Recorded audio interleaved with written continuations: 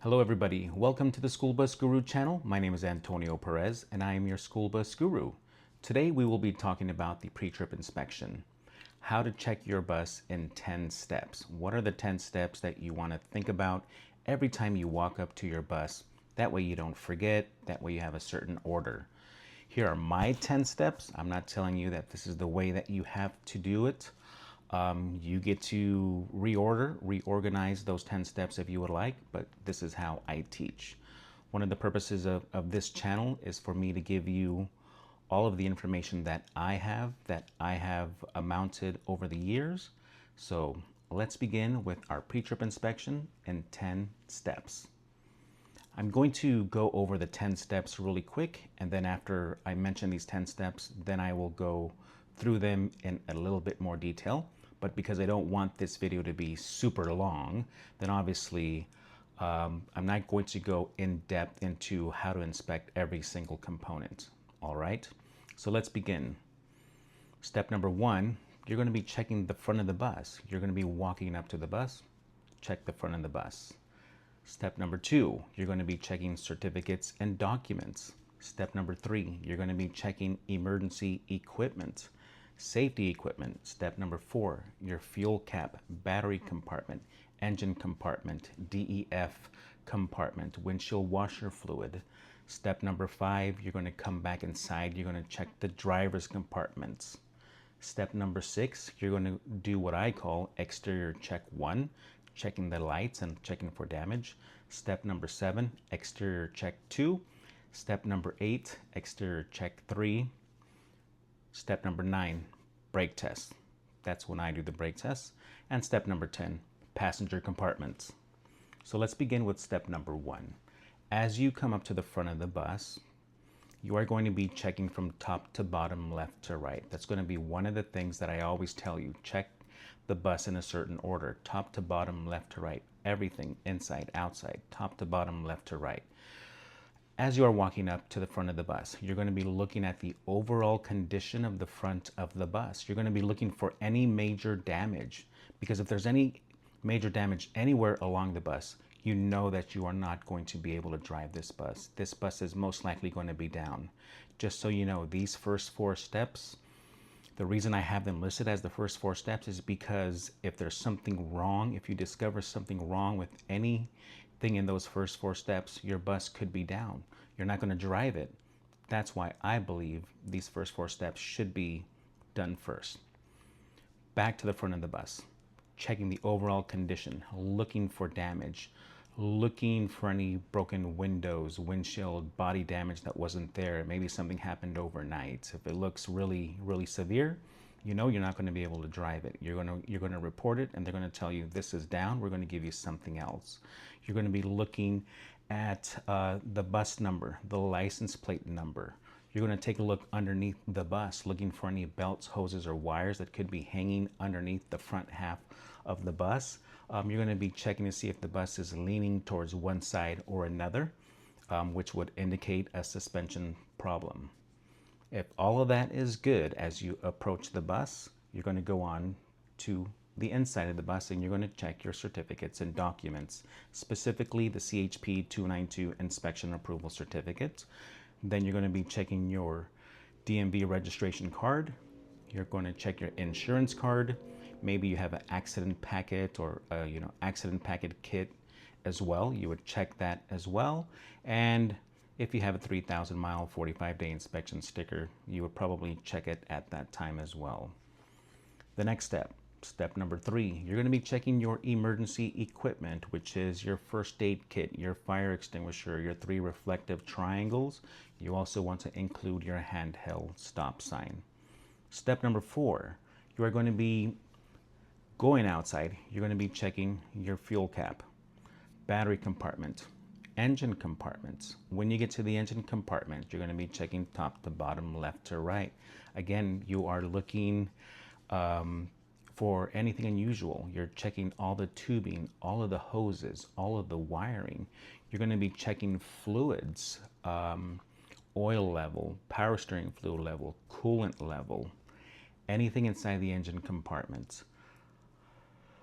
You're also going to take a look underneath the bus because You want to look for belts, hoses, or wires that could be hanging, or any fluid leaks that are on the ground, just like you did up at the front. Step number 5, you're going to come back around and re-enter the bus, and you're basically going to check the whole entire driver's compartment, everything in the driver's compartment, starting off with the driver's seat, the steering wheel. You're going to turn on the bus. You're going to check all of your gauges to make sure that everything moves, everything is as it should be when you first start the bus. Then you're going to move over and start checking all of your switches. You're going to get to your headlights switch. You might as well turn that on. You might as well flip that on the high beam. You're going to basically be checking everything inside the driver's compartment. Like I said, all the switches, either on the left side, on the left front corner, up above, you're going to be checking them all. You're going to come back down. If there's any other switches, such as a retarder, defrosters, air tank drains, you're going to be checking those. You know that the parking brake is set. You know that the bus is in neutral. You're going to be checking everything in the driver's compartment. After that, you are going to move on to step numbers. Before you go on to step number 6, you're going to turn on the hazard lights. You're going to turn on the amber warning approach lights. You're going to turn on the clearance lights if you have a separate switch for them. And you're going to turn on the strobe light if your bus is equipped with a strobe light.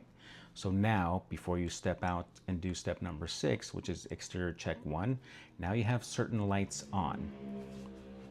So, step number 6, exterior check 1, my pre-trip, the pre-trip that I would teach, you would step outside and you would walk in a counterclockwise direction. You're going to be checking for dents, scratches, anything unusual besides everything else that I'm about to mention.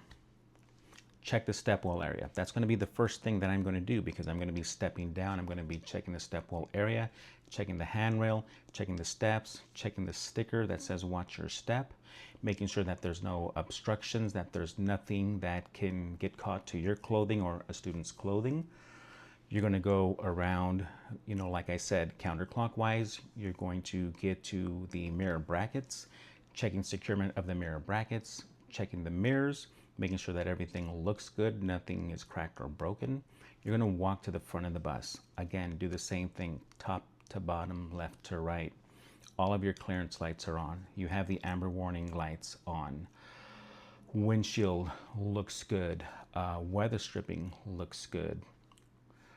Walk up to the front of the bus. You're going to check the windshield wiper arms, the wiper blades, the little tube where the water travels through. You're going to check to make sure that your lights are on high beam. You're going to check to make sure that you have the hazard lights on, that they are all flashing. You're going to check the front bumper for securement. You're going to check the license plate as well for securement. You're going to continue walking to the side of the bus. Again, the same thing, top to bottom, left to right. Looking for any damage, first of all. You always want to be the first one to discover damage. Hopefully it wasn't you that caused the damage. Hopefully it was someone else. But as you are walking, your main thing is to, discover any damage, but of course to also finish your pre-trip inspection. Try to do it one section at a time. I think for me works best. That is also how I teach it. You're going to be checking the driver and passenger windows. You're going to be moving down to the front tire area, checking the suspension, the tread, the sidewall, the rim, the lug nuts, the hub seal, the valve stem. I'm going to make another video where I'm going to basically discuss all of the new components that are required to be inspected. But this is just your basic pre-trip inspection, which is something that you should be doing daily.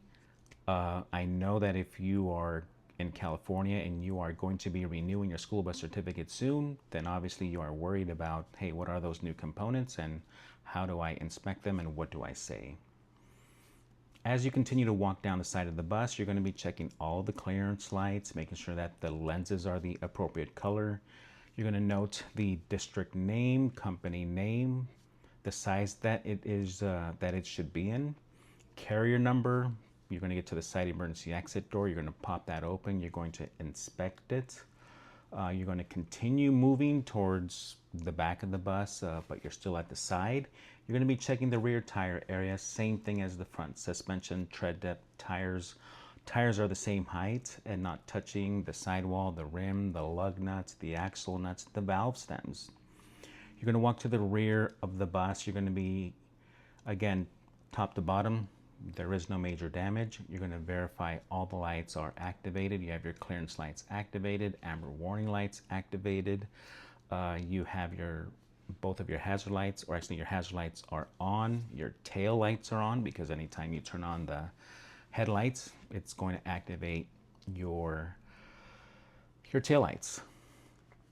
So you're looking to make sure that everything looks good. All of the lettering looks good. All of the lenses look good. The wording on the side and on the rear that says emergency exit is in good condition, clear and legible.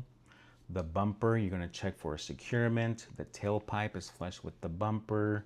You're also going to look underneath the bus for any fluid leaks. Even though you just checked a few minutes ago, sometimes the bus does not leak any fluid unless it is running. So you have another opportunity to look beneath the engine and see if there's any leaks. You're going to continue walking down the right side of the bus. It's basically the same exact thing. So I'm not going to mention it, but it is the same exact thing. If there was for some reason, something that was not mentioned on the left side that is on the right side, then obviously you would do that. You do also want to include checking the storage compartments on a regular basis, as well, to make sure that the handles work, that the rubber seal is in good condition. You don't want to find anything in there that should not be in there. You're going to go back inside the bus, and then you're going to move on to exterior check number 7. So before you go back outside, you're going to cancel your amber approach lights. You're going to cancel your hazard lights. You're going to cancel your strobe light. You're going to activate the low beam lights, fog lights, red crossover lights, left turn signal. And then of course, you're going to begin your exterior check number 2, which is you're going to check. You're going to step outside. You're still going to go in a counterclockwise direction. You get to the front of the bus. Now you see that the red crossover lights are on. You see that the low beam headlights are on. Fog lights are on if you have fog lights, and if you turn that switch on. Left turn signal is on. Basically right now, you've already inspected the whole entire outside of the bus, except now you have to check these lights. You're going to walk around towards the left side of the bus, the driver's side. You're still looking for damage as you're walking, or for things that you might have missed. You're going to get to the stop arm. You're going to check the stop arm, the condition of the stop arm, securement, the lettering as well. You're going to get to the back of the bus. You're going to check the red crossover lights, the left turn signal. You still have the tail lights on, so everything else is the same. You're going to go down the right side, and then you're going to come back inside the bus, and then you're going to get ready to do exterior check number 8. You're going to cancel the red crossover lights. You're going to activate the right turn signal. So you're switching from left turn signal to right turn signal. You're going to chalk the brake pedal. You're going to shift to reverse. You're going to shut off the engine, turn the key back to the on position. Hopefully your backup lights and alarm stayed activated. And then you're going to go back outside, and now you're just going to walk in a clockwise direction, beginning with the front of the bus. So you're going to step outside, you're going to go to the front of the bus, you're going to verify that the lights are on low beam still, that you have your right turn signal on. You're going to walk down the right side of the bus, the door side, and you're basically just checking that half of the bus, verifying that the right turn signal is on. You're going to get to the back of the bus. Now you have the brake lights because you chalked the brake pedal. If I didn't mention that, you need to chalk the service brake pedal. But yes, you're checking the right turn signal, the brake lights, the backup lights, and the backup alarm. And then you can just come back inside on the right side. You don't have to circle the bus entirely again. Step number 9 for me. Most of the time when I would train someone, we would do it in this order. So step number 9 would be time for the air brake test. You would restart the bus. you know that you're going to begin with the air governor cut in, cut out test. And then after that, you're going to be doing the static test, and then you're going to move on to the applied test. Then you're going to move on to the lower pressure warning device test, and then the emergency stopping system test. So the lower pressure warning device, I would always drain the front tank first. There really isn't anything written anywhere that says you do the front tank first or the rear tank first, but I would always do the front tank first. After you do the emergency stopping system test with the front tank drained, you're going to turn the bus back on, rebuild the air pressure, do the lower pressure warning device test for the rear tank, and then do the emergency stopping system test as well, and then proceed with the park and brake test and the service brake test. One of the things that I would do sometimes is, now that I've already secured the bus after doing the emergency stopping system test, set the parking brake, shift it to neutral, left the bus on because obviously one of my tanks is super low on air pressure, that would be the time that I would begin step number 10, which is the passenger compartment, because it's going to take time for the bus to build up the air pressure. But if you choose, you can just go and wait till the air pressure builds up, do the parking brake test, and then do the service brake test. Step number 10, passenger compartment. As I walk to the back of the bus, I'm just checking from the waist up. As I'm walking back up to the front of the bus, I'm checking from the waist down. So as you're walking in the back of the bus, you're checking modesty panels, seat backs, windows, dome light lenses, speaker covers, emergency exits, light and buzzer, roof hatches, rear emergency exits, whether it's the door or the window. As you are coming back up, you're checking the floor of the bus. Is there any obstructions there? You're checking the seat cushions, making sure that they're not secured. The seat belts, damage or vandalism on the seats, the floor anchor bolts, no obstructions. That's your whole pre-trip. Those are the basic steps. If you would like another video, I can make another video going into more detail. I could also probably go out there and record a video of me doing a pre-trip inspection as well. But as a reminder, pre-trip inspection in 10 steps. What you just have to remember is, like, I always begin by inspecting the front of the bus. I then go inside and I check my certificates and documents. That's important. I then check my safety equipment. Just because we never use it, thankfully, it doesn't mean it can't go bad. After that, if your district requires you to check the engine compartment, then obviously you're going to have to go outside, check the fuel cap, check the battery compartment, check the engine compartment. You're going to come back inside. You're going to now do a full-on inspection of the driver's compartments. Completely. You want to make sure that everything works. Everything is in good condition. Then you're going to do exterior check 1. Again, those are inspecting certain lights. Exterior check number 2, and then exterior check number 3. Brake test, passenger compartments. And that is the pre-trip inspection in 10 steps. Like I said, I will make another video on the new components that need to be inspected. I'll make another video as well on me doing an actual pre-trip inspection. And so thank you very much for watching this video. Thank you very much for joining me on the School Bus Guru channel. My name is Antonio Perez, a state certified instructor for many years. And feel free to send me an email at this email address or leave some comments down below. Thank you so very much, and I will see you next time.